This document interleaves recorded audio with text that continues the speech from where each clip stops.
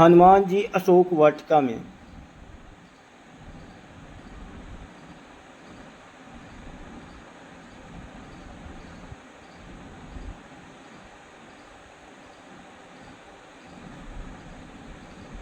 कहानी हनुमान जी अशोक वाटिका में। हनुमान जी सीता की खोज के अपने निश्चय पर अडिग हो गए। उन्होंने प्रण कर लिया कि जब तक मैं यशस्विनी श्री राम पत्नी सीता का दर्शन न कर लूँगा तब तक इस लंकापुरी में बारंबार उनकी खोज करता ही रहूँगा। इधर अशोक वाटिका दृष्टिगत हो रही है, जिसके भीतर अनेक विशाल वृक्ष हैं। इस वाटिका में मैंने अभी तक अनुसंधान नहीं किया है, अतः अब इसी में चक्कर चलकर जनक दुलारी वैदेही को ढूंढना चाहिए। वो अशोक वाटिका चारों ओर से ऊंचे परकोटों से घिरी हुई थी, अतः वाटिका के भीतर जाने के उद्देश्य से चार दीवारी पर हनुमान जी चढ़ गए। चार दीवारी पर बैठकर देखा कि वहाँ साल, अशोक, नींबू और चंपा के वृक्ष भली भांति खिले हुए थे। बहुआर, नागकेसर और बंदर के मुख की भांति लाल फल देने वाले आम भी पुष्प मंजरियों से सुशोभित हो रहे थे। अमराइयों से युक्त वे सभी वृक्ष सत सत लताओं से आवेष्टित हो रहे थे। हनुमान जी प्रत्यंचा से छूटे हुए बाण के समान उछले और उन वृक्षों की वाटिका में जा पहुँचे।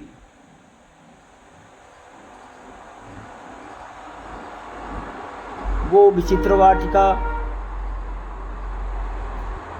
स्वर्ण और रजत के समान वर्ण वाले वृक्षों द्वारा सब ओर से घिरी हुई थी और नाना प्रकार के पक्षियों के कलरव से गुंजायमान हो रही थी। भांति भांति के विहंग चहचहा रहे थे। समूहों से उनकी विचित्र शोभा हो रही थी। वो विचित्र काननों से अलंकृत थी और नवोदित सूर्य के समान अरुण रंग की दिखाई देती थी। फूलों और फलों से लदे हुए नाना प्रकार के वृक्षों से व्याप्त हुई उस अशोक वाटिका का तनन और भ्रमर सेवन करते थे। मृग और द्विज पक्षी मदमत्त हो उठते थे। मतवाले मोरों का कलनाद वहाँ निरंतर गूंजता रहता था। वाटिका में जहाँ तहाँ विभिन्न आकारों वाली बावड़ियाँ थीं, जो उत्तम जल और मणिमय सोपानों से युक्त थीं। जल के नीचे की फर्श स्फटिक मणि की बनी हुई थी और बावड़ियों के तटों पर तरह तरह के विचित्र विचित्र पत्थर शोभा दे रहे थे। उनमें खिले हुए कमलों के वन, चक्रवाकों के जोड़े, पपीहा, हंस और सारस वहाँ की शोभा बढ़ा रहे थे।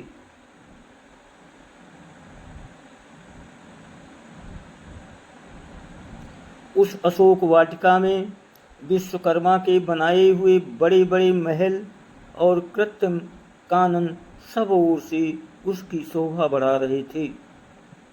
तदनंतर महाकपि हनुमान ने एक सुवर्णमयी सिंसपा यानी अशोक वृक्ष देखा, जो बहुत से लता वितानों और अगणित पत्तों से व्याप्त था तथा सब ओर से सुवर्णमयी वेदिकाओं से घिरा था। महान वेगशाली हनुमान जी उस अशोक वृक्ष पर ये सोचकर चढ़ गए कि मैं यहीं से श्री रामचंद्र जी के दर्शन के लिए उत्सुक हुई विदेह नंदिनी श्री सीता को देखूंगा।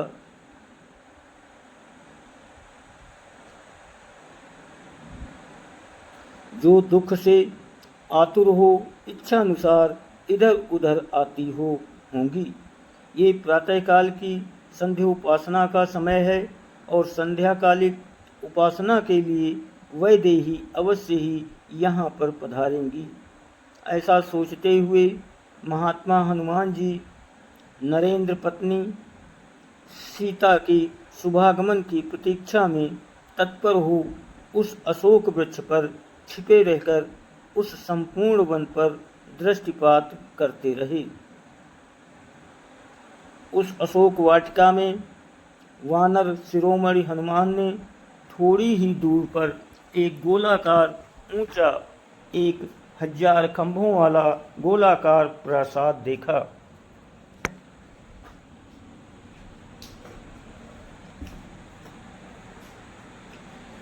जो कैलाश पर्वत के समान श्वेत वर्ण का था, उसमें मूंगे की सीढ़ियाँ बनी हुई थी तथा तपाए हुए सोने की वेदियाँ बनाई गई थीं। उनकी दृष्टि वहाँ एक सुंदरी स्त्री पर पड़ी, जो मलिन वस्त्र धारण किए राक्षसियों से घिरी हुई बैठी थी। अलंकार शून्य होने के कारण वो कमलों से रहित पुष्करिणी के समान श्रीहीन दिखाई देती थी। वो शोक से पीड़ित, दुख से संतप्त और सर्वथा क्षीणकाय हो रही थी। उपवास से दुर्बल हुई उस दुखिया नारी के मुख पर आंसुओं की धारा बह रही थी। वो शोक और चिंता में मग्न हो दीन दशा में पड़ी हुई थी एवं निरंतर दुख में ही डूबी रहती थी। काली नागिन के समान कट से नीचे तक लटकी हुई एकमात्र काली वेणी द्वारा उपलक्षित होने वाली वो नारी बादलों के हट जाने पर नीली वन श्रेणी से घिरी हुई पृथ्वी के समान प्रतीत होती थी। हनुमान जी ने अनुमान किया कि हो न हो यही सीता है। इन्हीं के वियोग में दशरथ नंदन राम व्याकुल हो रहे हैं। ये तपस्विनी ही उनके हृदय में अक्षुण्ण रूप से निवास करती हैं। इन्हीं सीता को पुनः प्राप्त करने के लिए रामचंद्र जी ने बाली का वध करके सुग्रीव को उनका खोया हुआ राज्य दिलाया है।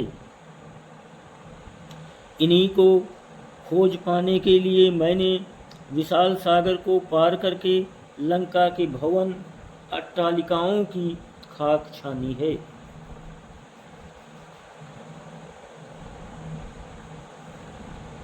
इस अद्भुत सुंदरी को प्राप्त करने के लिए रघुनाथ जी सागर पर्वतों सहित यदि संपूर्ण धरातल को भी उलट दें तो भी कम है। ऐसी पतिपरायणा साध्वी देवी के सम्मुख तीनों लोकों का राज्य और 14 भुवन की संपदा भी तुच्छ है।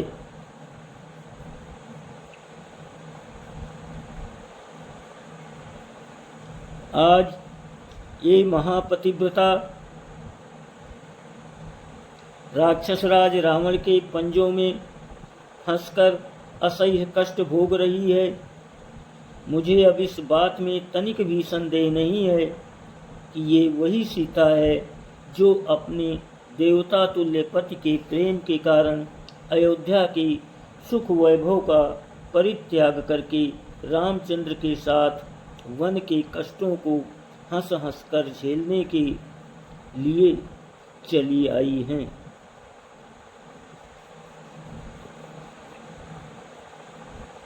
और जिसे नाना प्रकार के दुखों को उठाकर भी कभी मन में आने का पश्चाताप नहीं हुआ। वही सीता आज इस राक्षसी घेरे में फंसकर अपने प्राणनाथ के वियोग में सूख सूख कर कांटा हो गई हैं, किंतु उन्होंने अपने सतीत्व पर किसी प्रकार की आंच नहीं आने दी।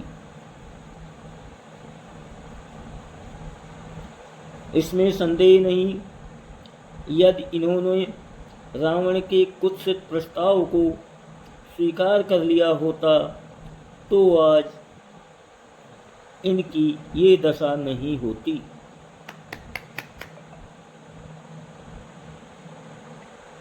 राम के प्रति इनके मन में कितना अटल स्नेह है, ये इसी बात से सिद्ध होता है कि ये न तो अशोक वाटिका की सुरम्य शोभा को निहार रही हैं और न इन्हें घेर कर बैठी हुई निशाचरियों को। उनकी एक दृष्टि पृथ्वी में राम की छवि को निहार रही हो। सीता की ये दीन दशा देखकर भावुक पवन सुत के नेत्रों से अश्रुधारा प्रवाहित हो चली। वे शुद्ध बुद्ध भूलकर निरंतर आंसू बहाने लगे। कभी वे सीता जी की दीन दशा को देखते थे और कभी रामचंद्र जी के उदास दुखी मुखमंडल पर स्मरण करते थे। इसी विचारधारा में डूबते उतराते रात्रि का अवसान होने और प्राची का मुखमंडल उषा की लालिमा से सुशोभित होने लगी। तभी हनुमान को ध्यान आया कि रात्रि समाप्त प्राय हो रही है।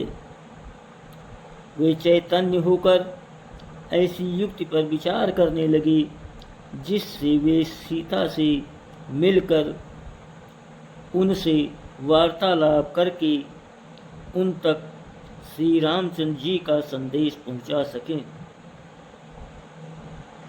दोस्तों, वीडियो को लाइक और सब्सक्राइब जरूर करें, आपकी बहुत मेहरबानी होगी। अगर आपके पास कोई वीडियो है तो आप हमें भेज सकते हैं इसी नंबर पर, मैं आपके नाम से प्रसारित करूंगा। आपको धन्यवाद और प्रणाम।